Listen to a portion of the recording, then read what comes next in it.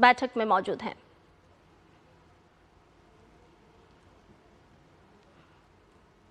तो भारत और ईयू के बीच जो प्रतिनिधिमंडल स्तर की बातचीत और उससे जुड़ी हुई ये तस्वीरें आपसे साझा कर रहे हैं।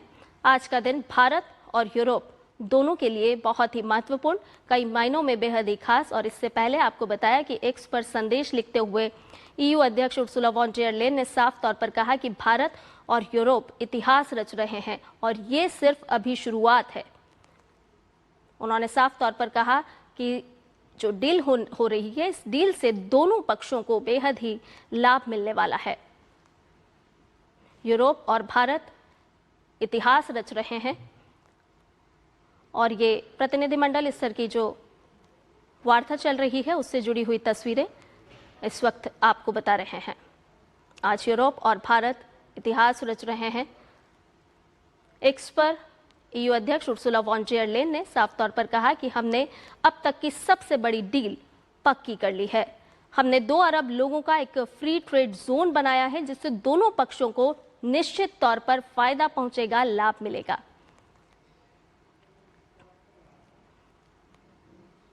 और अखिलेश सुमन हमारे संवाददाता फोन लाइन पर हमारे साथ लगातार बने हुए हैं। अखिलेश, आप बता रहे थे कि किस तरह से जो एक्स पर संदेश ईयू अध्यक्ष ने लिखा है उसके क्या कुछ मायने हैं, क्योंकि उन्होंने कहा है साफ तौर पर कि भारत और ईयू मिलकर इतिहास रच रहे हैं। देखिए, दावोस में जब वर्ल्ड इकोनॉमिक फोरम की बैठक चल रही थी उसी समय उर्सुला वॉन डेर लेयन ने ये घोषणा की थी कि भारत और यूरोप जो है एक ट्रेड डील साइन करने वाले हैं, जिसको कि उन्होंने कहा था कि मदर ऑफ ऑल डील्स। और आज भी उन्होंने प्रधानमंत्री नरेंद्र मोदी के साथ प्रतिनिधिमंडल स्तर की वार्ता के पहले उन्होंने ये जो बात कही है अपने पोस्ट पे लिखी है, निश्चित तौर पे बहुत ही रिमार्केबल है, क्योंकि कई लोग इस बात का निशा लगा रहे थे कि वो डील अंतिम समय में किन किन शर्तों पे और ज्यादा डील करने की जरूरत है, और ज्यादा सहमति बनाने की जरूरत है। ऐसा लग रहा था कि यूरोप के 27 देश होते हैं, कोई अंत समय में कोई आके खड़ा हो जाता है कि भाई इससे सहमत नहीं हूँ, इस क्लॉज से मेरी असहमति है।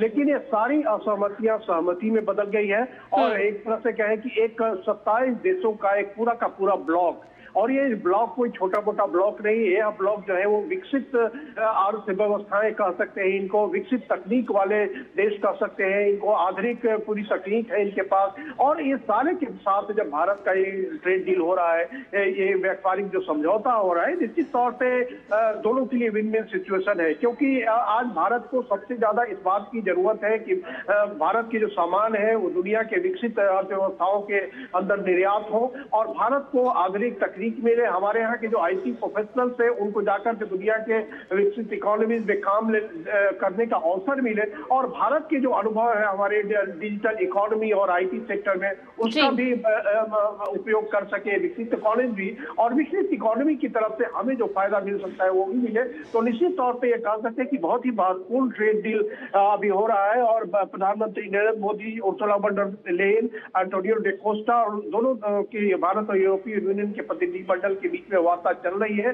थोड़ी देर बाद वो प्रेस स्टेटमेंट देंगे और उसके बाद 4:30 बजे ये माना जा रहा है, 4:30 बजे का टाइम अभी टेंटेटिव है कि वाणिज्य मंत्री Piyush Goyal national media centre में भी इस जो डील हो रही है, इस डील के जो सारे पहलू हैं उन सारे पहलुओं के बारे में जानकारी देंगे। कितना बड़ा डील है, कितना आम है, किन किन क्षेत्रों में किन किन तरीके से हमें फायदा होने वाला है, ये सारी बातों की वो जानकारी देंगे।